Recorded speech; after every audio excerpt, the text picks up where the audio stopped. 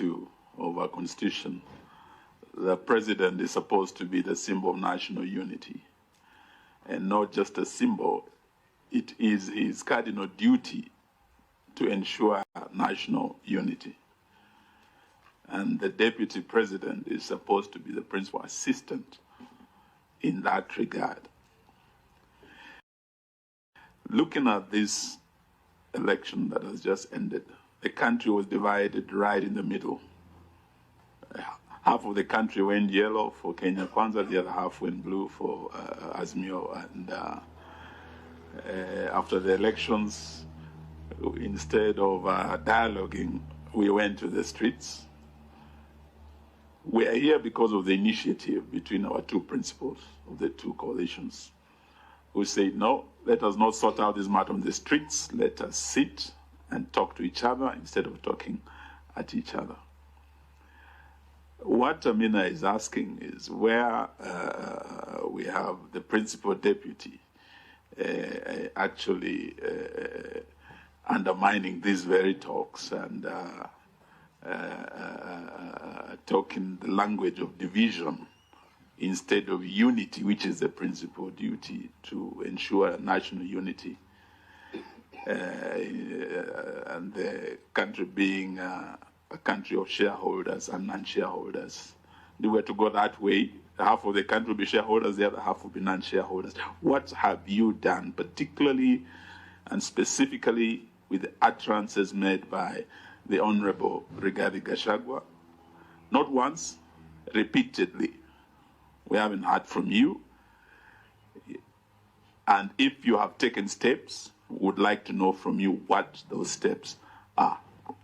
Okay. Just one comment. Chairman Reverend Kobia, I've known you since the Mfungamano days. Are you sure you really want to implement the TGF's report? Thank you. Let's have the responses, please. If we could have them in under 5 minutes.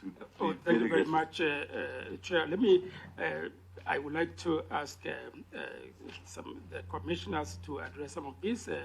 I would like, on the issue of constituencies, Commissioner Danvers Makori, to take that up. That came, especially when it comes to the demarcation and all that, and whether, you know, the healing and reconciliation has taken place, and how the boundaries could be ethnicized. I think that's the point that he would. Then I'll have Commissioner Sam Corner to address the issue of systemic and structural marginalization that was asked by Honorable Hassan. And the question of Honorable Amina on the mandate and the addressing and advising the government on issues of national unity, which has been expanded by Honorable Eugene Wamalwa, Commissioner Farah to take that up in that order, so that and we have 2 minutes each at the seats. But 1 minute each, actually. Let's proceed.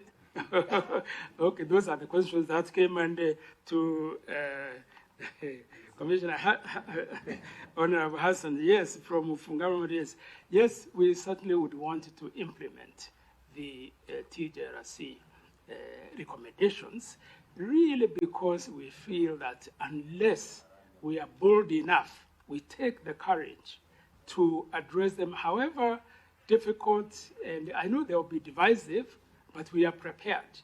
And that's why we are asking to be enabled financially to address it, because it will be a contribution to the national unity and the cohesion of this country. Yes, in any order, please. Just proceed. Thank you very much, Co-Chair. I think I will mention something about the question of reconciliation as a country. And I'll begin by saying the story of reconciliation has been a sad story of missed opportunities. I said missed opportunities because at the time the former late President Mwai Kibaki was elected in 2002, that was a moment for Kenya to cohere and for the leadership to look at the country and create opportunity for people to reconcile. We missed that opportunity. We missed an opportunity in 2007 when the Kofi Annan Kenya National Dialogue and Reconciliation process gave us the 4 agenda items, which if we had pursued them sustainably and consistently, Kenya would not be at the state we are in now. We missed an opportunity in 2013 when